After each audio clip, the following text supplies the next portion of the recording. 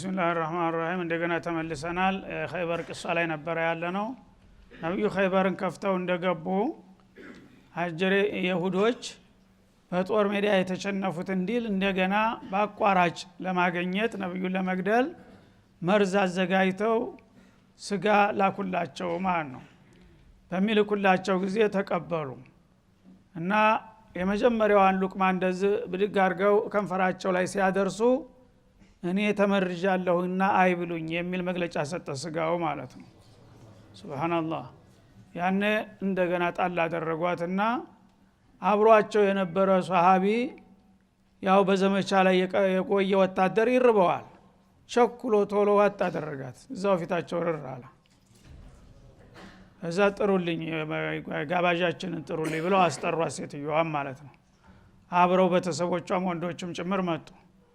ከመጡ በኋላ ሁል ጊዜ ነብዩ አለይሂ ሰላቱ ወሰለም በስልት ነው የሚጠቀሙት። በቀጥታ ሳይሆን አንድ ጥያቄ ልጠይቃችሁ ፈልጌ ነው ያስጠራኋቸው አሏቸው። መን አቡኩም የሁድ ኸይበር፣ የዚህ የኸይበር ኗሪ የሁዶች እዛ ሀገር ስትመጡ መጀመሪያ የቆረቆረላችሁ አንጋፋው መሪያችሁ ማን ይባላል አሏቸው። ዋናውን ሊጠይቁት የፈለጉትን ትተው ሌላ መንደርደሪያ ማዘናጊያ ማለት ነው ሲሏቸው እገሌ ይባላል አሉ። ያልሆነ ስም ዝም ብለው እውነት ላለመናገር ማለት ነው። ምን ያቃል በቃ እስቲ ያቅ ከሆነ ብለው ያልሆነ ስም ሰጧቸው። ላ እገሌ ሳይሆን እገሌ ነው ብለው ነብዩን ገና አስተካከሏቸው።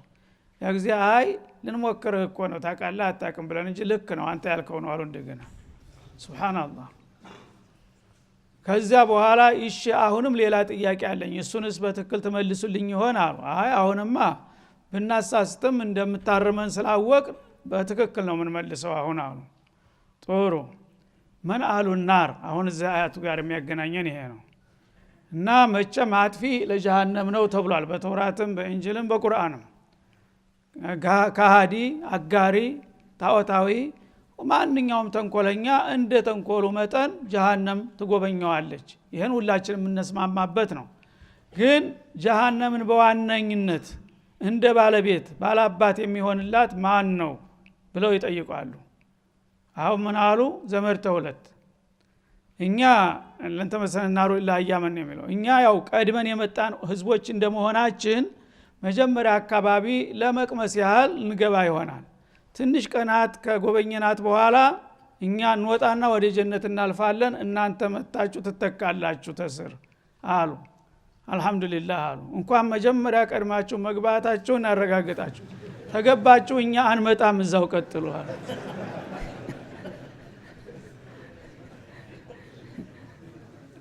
ጠብቅ መጣ እና ከዛ በኋላስ ዋናው የተፈለጉበት ጥያቄ ለመሆኑ እዚህ ምግብ ላይ መርዝ አድርጋችኋል እንዴ አሏቸው። አሁን እውነቱን ሊናገሩ መጨረሻ የሚገርም ይሄ ነበር የሚያስፈራው። አሁን ይሄንም አድርገናል አሉ። እንዴት ወማ ሐመለኩም አላ هذا ለምን ሲሏቸው እንዴ ለምን ትላለህ እንዴ ጥላት መሆንክን ረሳህ እንዴ አሏቸው። እኛ በጦር ሜዳ ያቃተ እንዲል በአቋራጭ ብናገኘው እንሞክር ብለን አድርገነዋል። እንደገና ደግሞ የአላህ ነብይ ከሆንክ እንደምትለው እንደሚጠብቅህ እናውቃለን፣ ምንም አያረግህም። ተመልከት ውሸታም ተሆንክ ደግሞ መገላገል ነው አሏቸው። ይሄ ነው እንግዲህ ይሁዲያ ማለት ነው። በነብዩ ደረጃ እንደዚህ የሚሉ እያወቁ ማለት ነው። አበልቃስም ብንዋሽም አንተ ያው እንደምታጋልጠን ስለምናቅ እያሉ ነው ይሄን ሁሉ ድብብቆሽ የሚጫወቱት ማለት ነው። ስለዚህ የተወሰኑ ቀናትን እንጂ ያው ጀሃነም አንገባም፣ ተገባንም ለምሱ ለቀመሳው ያህል ነው አሉ። ጥሩ እንኳን መጀመሪያ መግባታቸውን ተተቀበሉ። ከዛ በኋላ መውጣቱና መተካቱ ለሌላው ተውታላቸው አላህ Subhanahu Wa Ta'ala። ቁል አተኸቱም عند الله عهدا فلن يخلف الله عهده። ይህ አባባል ከጌታ የመነጨ ከሆነ ቃል ክዳን ገብቶላችሁ ከሆነ እንዳላችሁት ነው። ካልሆነ ግን እናንተ በቅጥፈት የፈጠራችሁትን ነገር ራሳችሁን ነው የምታታልሉት እንጂ አላህ በሽርክ እና በኩፍር ተወንጅሎ የገባን ሰው ከጀሃነም አወጣለሁ ያለበት ጊዜ የለም ነው። በላ አላህ በላ ተድኹሉነ الجنة خالدين مخلدين እናንተ እንደምትሉት ለተወሰነ ጊዜ ለቅምሻ ሳይሆን ጀሃነም ትገባላችሁ በዛውም ትቀጥላላችሁ በላቸው። መንከሰበ ሰይአ ይሄ ደግሞ የአላህ ህግ ነው፣ ቋሚ ህግ ነው። እናንተም ሆኑ ከናንተ በፊት ከናንተም በኋላ የፈለገው ህዝብ ይሁን አንድ አስቀያሚ የሆነ ወንጀል የሰራ እንደ ሽርክና እንደ ኩፍር ከባድ ሰቅጣጭ ሆነ ማለት ነው። ወአሐጦት ቢ ኸጢአቱ ያ የሰራው ኃጢአት እሱን የከበበው ከሆነ ማለት እድሜ ልኩን በሙሉ በወንጀል የተዋጠ ከሆነ ኸይር ነገር ከሌለው ከጎኑ ማለት ነው። ፈኡላኢከ አስሐቡ ናር እንዲህ አይነቶቹ የጀሃነም ድርጎ ናቸው። ለሷ የተመደቡ ሰዎች እንዲህ አይነቶቹ ናቸው። በመሆኑም ሁም ፊሃ ኻሊዱን እናንተ እንደምትሉት በተወሰኑ ቀናቶች ቀምሶ መውጣት ሳይሆን በሷ ውስጥ ዘላለም ኗሪና ዘውታሪ የሚሆኑ ደንበኞቿ የዛ አይነቶቹ ናቸውና እናንተ ደግሞ በታሪካችሁ አብዛኛውን ያው ወንጀላችሁ በኩፍሩ በሽርኩ በኒፋቁ በተንኮሉ ተተብትባችሁ የሄዳችሁ እስከሆነ ድረስ ጀሃነምን ለተወሰነ ቀናት ብቻ ነው ማለት አትችሉም። እና ይሄ ነው በእኔ በኩል ያለው ውሳኔ። በራሳችሁ አቅምና ጉልበት የምትወጡ ከሆናችሁ ያው ታገኙታላችሁ ባላቸው ይላል። ወለዚነ አመኑ እንግዲህ እነዚህ ከሃዲዎች እጣፈንታ ይህ ከሆነ አማኞች ደግሞ ምንድነው የሚጠብቃቸው የምትሉ ከሆነ በእነሱም በኩል ያሳለፍነው ውሳኔ እንገልጽላችኋለን። እነዚያ አለዚነ አመኑ ቢኩል ማ የጅቡ الإيمان به ሊያምኑበት በሚገባው ነገር ሁሉ ያመኑት ከማንም ዘር ይሆኑ በማንም ዘመን በማንም ሀገር ይምጡ ጌታ እንዲያምኑ በጠየቃቸው መሰረት ያ የእምነት መሰረቶችን የእስላም መሰረቶችን አሟልተው በሚገባ ከልባቸው የተስማሙና ወአሚሉ ሷሊሃት ያንን እምነታቸውን ደግሞ በቃል ብቻ በመግለጫ ሳይሆን እለት ተለት በሚደረጉት እንቅስቃሴዎች በመልካም ስራ ያጸደቁ የሆኑት እምነታቸውን ይላል። ኡላኢከ አስሐቡል ጀና እነዚህ የጀነት ምድቦች ናቸው ይላል አላህ Subhanahu Wa Ta'ala ከነሱ ያድርገና እና ሁም ፊሃ ኻሊዱን እነሱም ደግሞ ጀነት ሲገቡ ለተወሰነ ጊዜ ሳይሆን በሷ ውስጥ ዘላለም ኗሪ ዘውታሪ ሆነው ይገባሉ። ለዚህ ነው ተገባቸው አትጠብቁን ያሉት ረሱል አለይሂ ሰላቱ ወሰለም። ምክንያቱም ሁላችንም ሀገራችንን ተከፋፍለናል፣ እናንተ ዛህዳችኋል፣ እኛ ዝነን። ስለዚህ ጀነት የገባም አይወጣም ተገባ በኋላ ወማ ማንሃ ቢሙኽረጂን ያላህ ውሳኔ ነው። ጀሃነም የገባ እርግጥ መለስተኛ ወንጀል ከሆነ የተወሰነ ጊዜ ተቀጥቶ ሊወጣ ይችላል። ግን በሽርክና በኩፍር ደረጃ ከሆነ የተከሶ የገባው እሱ መውጣት አይችልም ማለት ነው። ስለዚህ ፈሪቁን ፊል ጀና ወፈሪቁን ፊስ ሰዒር እንደሚለው በሌላው ቦታ እንደ ስራ ውጤት እንዳቋምህ ለጀሃነም የተመደበው ጀሃነም ነው፣ ዘላለም መውጣት አይችልም በዛ ደረጃ ከሆነ የተከሰሰው ማለት ነው። የጀነት ደግሞ ኢማንን አንድ የሶሒህና አመለን ሷሊህ ነው መስፈርቱ። ጤናማ እምነት ይኖርሃል፣ ያንን እምነትህን ደግሞ በተግባር አረጋግጠሃል። ይህ ከሆነ ጀነት ያንተ ጥሪት ናት፣ የትም መሄድ አትችልም ነው የሚለው። እና ይህንን እንግዲህ ካገለጠና ካሳወቀ በኋላ ምርጫው የራሱ ነው። ፈመን ሻአ ፈሊዩሚን ወመን ሻአ ፈሊክፉር። ሁሉም ሰው ውጤቱን ግቡን ካወቀ በኋላ ወደ ፈለገው መቀጠል ይችላል ማለት ነው። ወኢዛ አኸዝና ሚሳቀ በኒ እስራኤል ይላል። እዝኩር ለሁም ያ ረሱለና አውሳላቸው በተጨማሪ የእስራኤልን ልጆች ቃል ኪዳን እንደያዝንባቸው አስታውስና አስገንዝባቸው ይላል። እና በተለያዩ ዘመናት የተለያዩ ነብያትን እየላከ ቃል ኪዳን እንዲገቡ አድርጓቸዋል ማለት ነው። ይሄን ነገር ካሟላችሁ ለጀነት ትሆናላችሁ፣ ይሄን ካጓደላችሁ ደግሞ ጀሃነም ነው አገራችሁ የሚሉ ቃል ኪዳኖችን በተደጋጋሚ ይጀባቸዋለሁ ይላል። ምንድነው አላህ ያዘባቸው ቃል ኪዳን? እንደተለመደው በማንኛውም ኡመም ላ ተዕቡዱነ ኢላላህ ተቃል ኪዳን በፊት ተሁሉም በፊት ዋናው ነጥብ ከአላህ በስተቀር ማንንም ምንንም ማምለክ የለባችሁም። ይሄ ነው ትልቁ ነጥብ ማለት ነው። ከአላህ በስተቀር አንድ ነገር የሚያመልክ ሰው የጀሃነም ነው።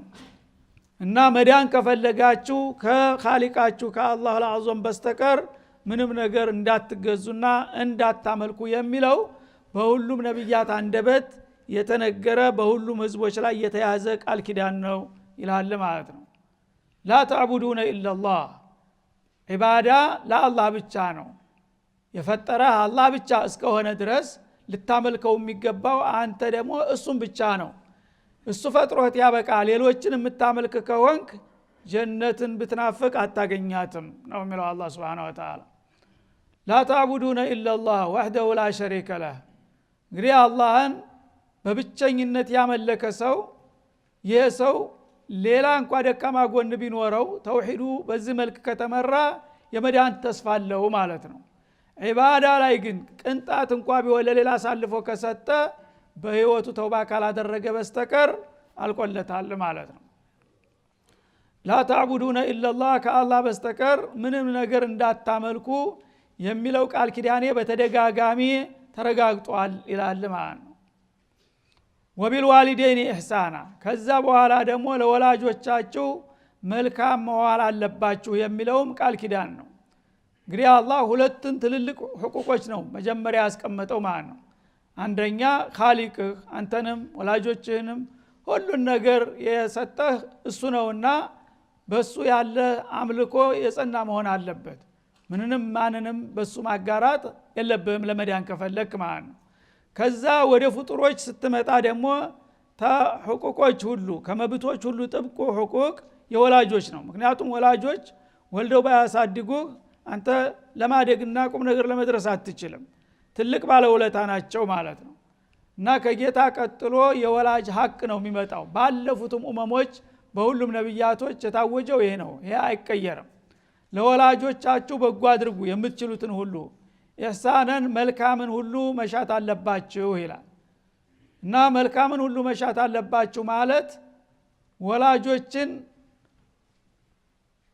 ተማስቀየም መራቅ አለባችሁ በምትችሉት አቅም ሁሉ ወላጅን ማስደሰት ነው የሚጠበቅብህ ማለት ነው እንጂ ወላጆችን አላስቀይምምም አላገለግልምም ታልክ ተጠያቂ ነህ ማለት ነው ባላህ አቅም ሁሉ ጊዜ እነሱን ለማስደሰት ደፋቀና ማለት አለብህ ግን በአሁኑ ጊዜ በተለያየው ዓለም እንደሚታየው ልክ እንደ እንስሳ ወልደው አሳድገው ራሱን እስከሚችል ብቻ ነው የሚያውቀው ከዛ በኋላ የት እንዳሉ አይታወቁም አሁን በመራቡ ዓለም እናት አባት የሚባለው ነገር ልክ እንደ እንስሳ ነው ጥጃ ትንሽ አደግ ካለ እናት አባቱን አይፈልግም ዝም ብሎ ነው የሚሄደው እና አንዱ ፈረንጅ አንድ ሼህ በሙሐደራ እንደተናገሩት የኔ ልጆች በጣም ጥሩ ልጆች ናቸው አለኛሉ ይሄ ምን ያረጉልሃል አልኩታል በአመት ባል ሲሆን መተው ይጠይቁኛል ካልሆነላቸው ደግሞ ይደውሉልኛል አለ ትልቅ እንግዲህ ምሳሌ የሚባሉት እነዚህ ናቸው ማለት ነው ሌላው ግን አመት ባልም በአመት ማይደውልለትም ማለት ነው የሱ ብርቅ ሆነ ጥሩ ልጆች ገጠመው ማለት ነው ኢስላም ግን እንደዛ አይደለም ማለት ነው ማንኛውም ሙስሊም በተፈጥሮ ራሱ የእናት አባት ክብር ምን ያህል እንደሆነ ያውቃል ማለት ነው ለምን ይሄ ከነብያት የመጣ ትልቅ የአላህ አደራ ነውና ማለት ነው አሁን ቀስ በቀስ እየተሸረሸረ ነው ያለው ይሄ ነገር ወላጆችን የመናቅ የማንቋሸሽ የመጣል ሁኔታ ስልጣኔ መስሎን ከሌሎቹ ያየነው ሁሉ ነገር መኮረጅ ነውና በጭፍን አላህ ግን ይሄን ነገር በጣም አጥብቆ ነው ያስጠነቀቀው ለወላጆች መልካም ዋሉላቸው ወዲል ቁርባ ለአቅራቢያ ቤተሰቦችም ደግሞ እንደዛው የዝምድና ባለቤት የሆነ ሰው ማንንም ሰው ሐቅ አለው ወዲል ቁርባ ለአቅራቢያ ዘመዶች ዝምድና ያለው ሰው ከሌላው የተለየ መብት አለው ማለት ነው እንደ ዝምድናው ቀረቤታ የመጀመሪያ እናት አባት ምንጮች ስለሆኑ ወላጆች አንድ ቁጥር ሆኑ ማለት ነው ከወላጆች ጋራ የሚመጡ ወንድሞች እህቶች ይመጣሉ ማለት ነው ከዛ ባልና ሚስት አያት አጎት አክስት እያለ ዘርፉ እየሰፋ ይሄዳል በዛ መጠን ለወላጆች ብቻ ሳይሆን ለዝምድና ሀረግ ለሚያገናኝ ሁሉ መልካም መዋል አለብህ የሚለው የመላው ነብያት መመሪያ ነው ይላል ወልየታማ ከዛም አልፎ ደግሞ ሰብአዊ ርህራሄ መርሳት የለብህም በእድሜ በለጋ እድሜ ላይ ያሉ አባቶቻቸው የሞቱባቸውና ራሳቸውን ለመርዳት የማይችሉ የቲሞች ማንኛውም ህብረተሰብ ግዴታ አለበት እነዚህን መርዳት ዘመዶችም ባይሆኑ የቲም እንግዲህ እንዳንተ አባት እናት ነበረው ዛሬ ግን ሜዳ ላይ ወድቋል ራሱን እንዳይረዳ ደካማ ነው ቤተሰብ እንዳይረዳው የሉም ይሄንን ዝም ብለህ ማየት የለብህም ራስ ወዳድ መሆን የለብህም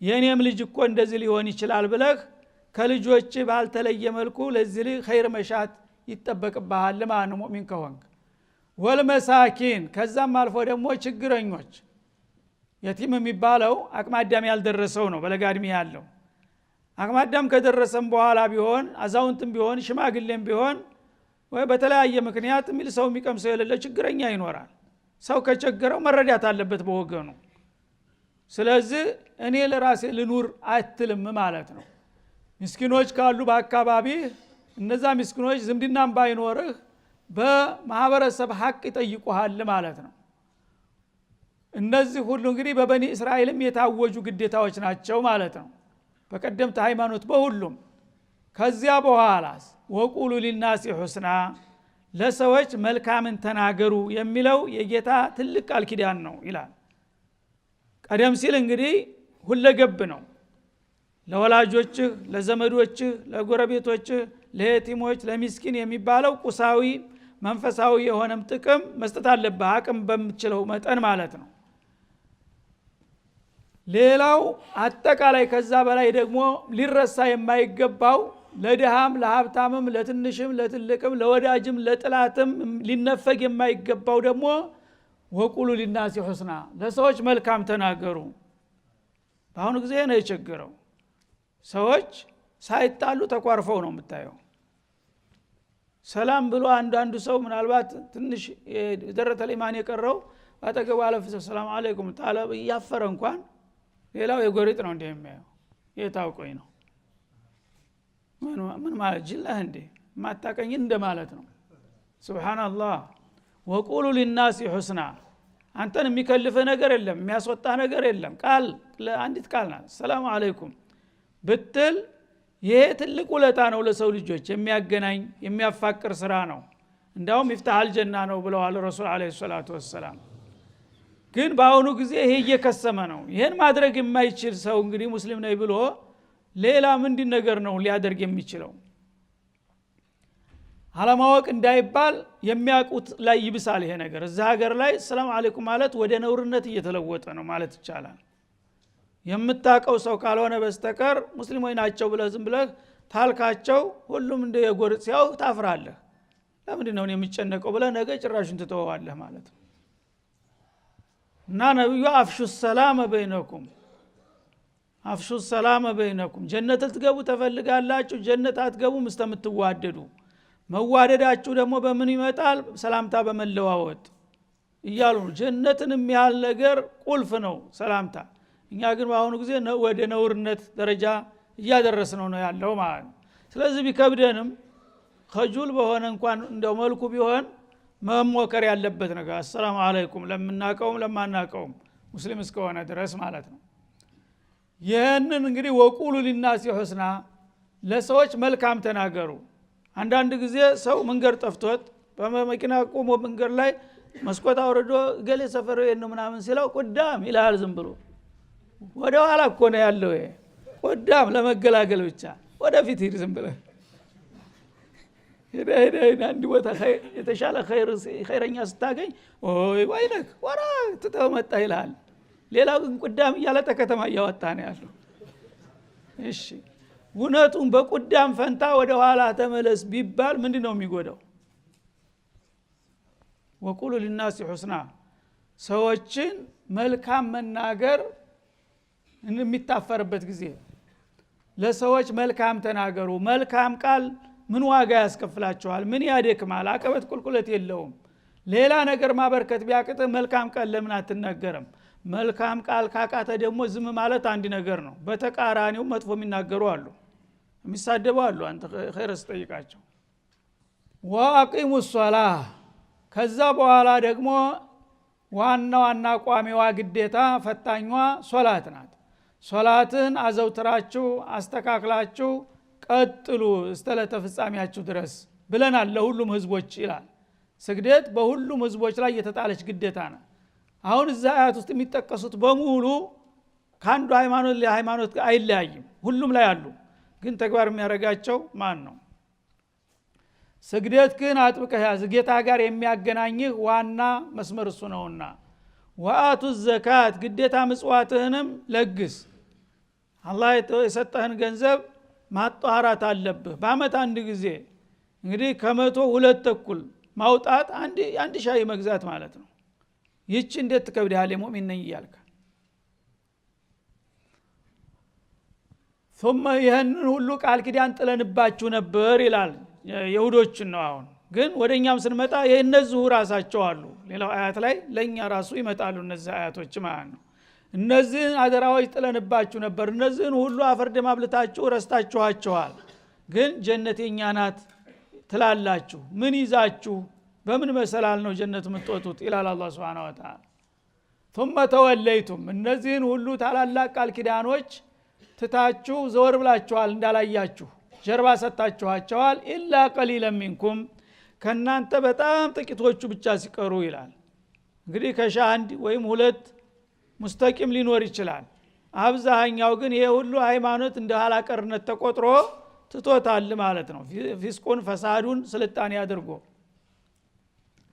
ተናንተ በጣም ጥቂቶቹ ብቻ ሲቀሩ እና እነዚህን ሁሉ እንግዲህ ያጠበቁና ያከበሩ ከሆኑ ከአህለል ኪታቦች ይሁዶችም ሆኑ ነሷራዎች የመጨረሻው ነብይ ሲመጣ ደግሞ ወደዛ መሸጋገር ግዴታቸው ነው ማለት ነው ምክንያቱም ከዛ ቃል ኪዳን አንዱ ሌላው ነው ለሰው ሁሉ መልካም ተናገሩ የሚለው የመጨረሻው ነብይ ሲመጣ የሰዎች ሁሉ አለቃ ነው ለሱ ምስክርነታችሁን ስጡ የሚለውን ያጠያቃል ስለዚህ ይሁዲ ሆኖ ተናንተ እየጾመ እየሰገደ እየጸለየ የቲም እየረዳ ምስኪን እየደገፈ ግን መሐመድ ሲመጣ አልቀበልም ታልክ ለትልቁ ሰው ኸይር አልናገርም አልክ ማለት ነው ስለዚህ ወደክ ማለት ነው ለሰዎች ሁሉ የሚገባቸውን መልካም ተናገሩ የሚለው እምነትንም አርካን ኢማን አርካን እስላምን ሁሉ ያካትታል አላህ የሰጣቸውን እድል ጌታ የሰጠውን ትክክል ነው ተውራት ላይ ይመጣል የተባለ ይሄ ሰውዬ ነው ብለው ያመኑ ጎበዞች አሉ ራሳቸውን አቸንፈው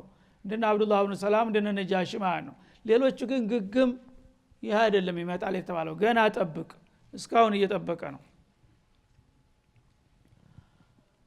ثم ተወለይቱም ማለት አዕረድቱም ይሄን ሁሉ ቃል ኪዳኔን አይታችሁ እንዳላያችሁ ገሸሽ አርጋችሁ ትታችሁት አለፋችሁ ይላል ኢላ ቀሊለን ሚንኩም ከናንተ በጣም ጥቂቶቹ ብቻ ሲቀሩ ወአንቱም ሙዕሪዱን ስለዚህ እናንተ ልግመኞች እንቢተኞች ናችሁ ይሄንን የአላህን ቃል ኪዳን እርግፍ አርጋችሁ ጥላችሁ እንዴት እናንተ ጀነት እንገባለን እንዳውም ቋሚ ደንበኛዋ ነን ትላላችሁ ይላል አላህ Subhanahu Wa Ta'ala በቃል ብቻ ቢሆን ኑሮ ይሆን ነበር ለይሰ ቢአማንይኩም ወላ አማንይ አህለል ኪታብ እንዳለው ነገር በምኞት አይገኝም በተግባር ግን የታዘዝከውን ግዴታ ተወጣ ቃል ኪዳንና አክብረህ ከተገኘ እርግጥም ታገኛታለህ ካልሆነ ግን እነዚህን ሁሉ ነገሮች ሳታሟሉ ጀነት የኛ ናት ብትሉ ከምኞት አያልፍም ይላል ማን ወኢዛ አخذنا ሚታቀኩም በተጨማሪም ደግሞ ሌላ ቃል ኪዳን ይዘንባቸዋል እሱንም አስታውሱ እንጂ እንዳትረሱ ይላል ምን የሚል ላ ተስፊኩነ ዲማአኩም እናንተ አህለል ኪታቦች ደማችሁን አታፍሱ አንዱ የሌላውን ወገኑን ደም ማፍሰስ የለበትም የሚለውም ቃል ኪዳኔ በመጽሐፍ ቅዱስ መጻፉ ይታወቀ ነው ይላል ግን አክብራችሁታል እንግዲህ አንድ ይሁዲ የሌላውን ይሁዲ ደም በማንኛውም መልኩ ማድማት የለበትም የሌላ አህለል ኪታብም እንደዛው ተብሎ ቃል ኪዳን ተጥሎባቸው ነበር ማለት ነው ወላ تخرجون انفسكم من دياركم ራሳችሁን በራሳችሁ ከሀገራችሁ አፈናቅላችሁም አታባሩ ተብላችኋል የሰው ልጆች በዚህ ምድር ላይ ጌታ የፈጠራቸው የመኖር መብት አላቸውና ነው ስለዚህ አንዱ ጉልበተኛ ተነስቶ በተለያየ ቁርሾ ሌላውን አገር አርባ አድርጎ ሊያባርረው አይገባም ምንም ቢሆን ወገንህ ነው መቻቻል አለብህ ብሎ ነው አላህ ያዘዘው ተጥንት ጀምሮ ማለት ነው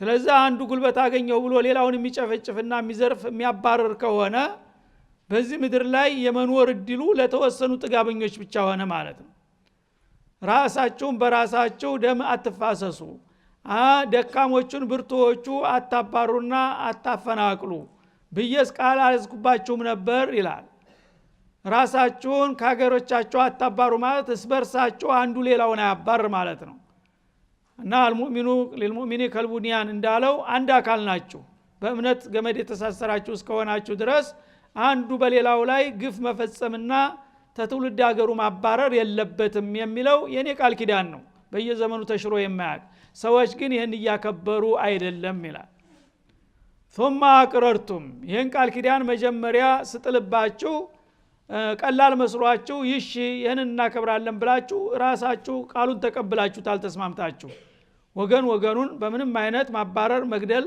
መጨፍጨፍ የለብንም ተስማምተናል ብላችሁ አዝሪቃችሁታል ቃል ኪዳኑን ይላል ወአንቱም ተሻሃዱን ይህን እንዳጸደቃችሁ ደግሞ ራሳችሁ ትመሰክራላችሁ አባቶቻችሁ ቅድመ አያቶቻችሁ ወገንን አይገልም ወገን ከሀገሩ አያባርርም የሚለው የመጽሐፍ ቅዱስ አደራ ነው የሚለውን አስተምረዋችሁ ሁላችሁም በቃል ደረጃ ተቀብላችሁ ተስማምታችኋል ትመሰክራላችሁ ግን በተግባር ሲጠየቅ ወገቤን ነው የሚለው ሁሉም ማለት ነው የት ነው ታዲያ ምን ተክረህ ነው አንተ ጀነት የምትፈልገው ይላል አላህ Subhanahu Wa Ta'ala وصلى الله وسلم على النبي ቀጣውን በሚቀጥለው ኢንሻአላህ